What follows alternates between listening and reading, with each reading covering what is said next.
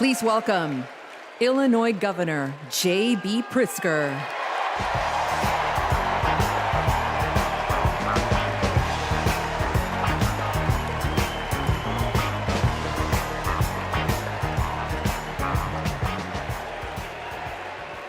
Fellow Democrats, welcome to Chicago. We're a great American city in a proud blue state. Our patriotism was formed in frost and in fire, and in the steel we forged to survive both. Our love of country has been a tapestry of faith that weaves from Abraham Lincoln reuniting a house divided to Barack Obama declaring blue states and red states make one United States.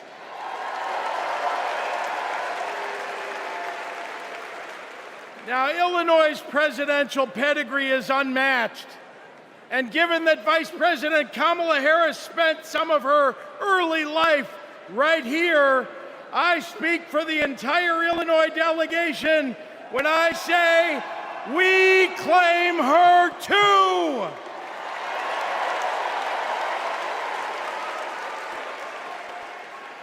Now, one president we will never claim is the con artist the Republicans nominated in Milwaukee last month. Donald Trump once called Chicago embarrassing.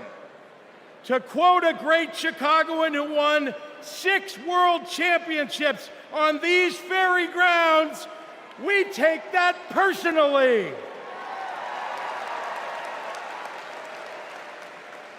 I had to govern for 2 years while Trump was president.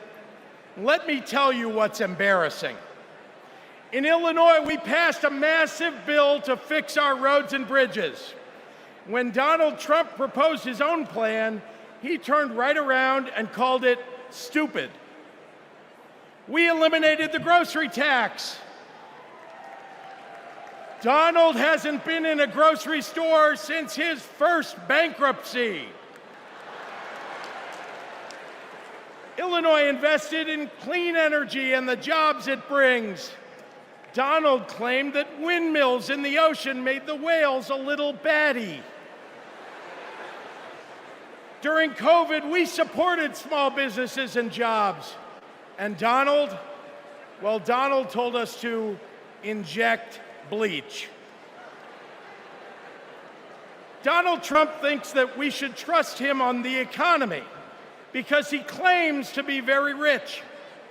But take it from an actual billionaire.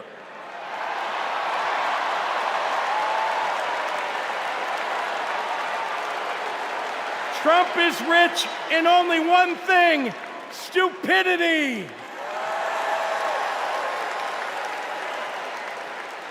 Now, I meet with business leaders all the time, and there's one universal thing they all need: people. They need more workers to fill all the jobs they have. But the anti-freedom, anti-family policies of MAGA Republicans are driving workers away. Here's the thing. Americans don't want to be forced to drive 100 miles to deliver a baby because a draconian abortion law shut down the maternity ward. Americans want the hope of giving birth through IVF, not the fear that it might be taken away. Americans with LGBTQ kids don't want them facing discrimination at school because the state sanctioned it. Americans want to go to their neighborhood grocery store and not have to worry about some random guy open carrying an AR-15.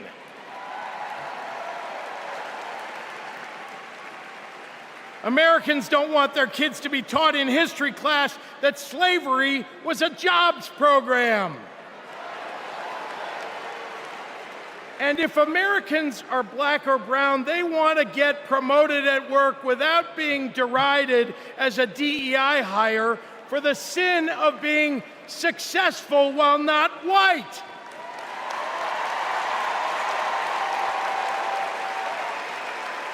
Let's be clear, it's not woke that limits economic growth, it's weird. And these guys aren't just weird, they're dangerous. Democrats are for lower taxes and higher wages, less inflation and more business growth. We just think it's wrong to craft those policies for Elon Musk and not for everyday working people. That includes a secure retirement and good health care. We think the government should help you prosper, not police who you're sleeping with. More than anything, Democrats want economic policies that are kind, not cruel. But Trump chooses cruelty every time. After all, everything he's achieved in his own life has been by hurting someone else. Kamala Harris and Tim Walz, well, they've spent their lives lifting people up, not pushing them down.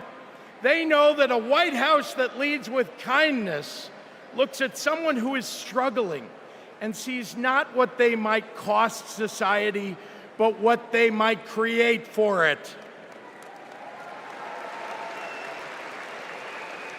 Americans want policies that give every American a chance to make it to the middle class. They want to grow small businesses, and Democrats want to cut taxes for everyday people. More than anything, Kamala Harris and Tim Walz want a country where we can all live with a little serenity. The serenity that comes with a balanced checkbook, an affordable grocery bill, and a housing market that has room for everyone. And if there's one thing I know about Donald Trump, he's not bringing anyone any kind of serenity.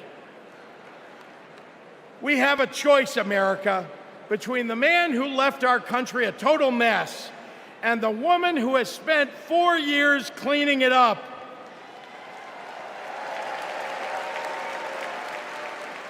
And I think it's time we stop expecting women to clean up messes without the authority and the title to match the job.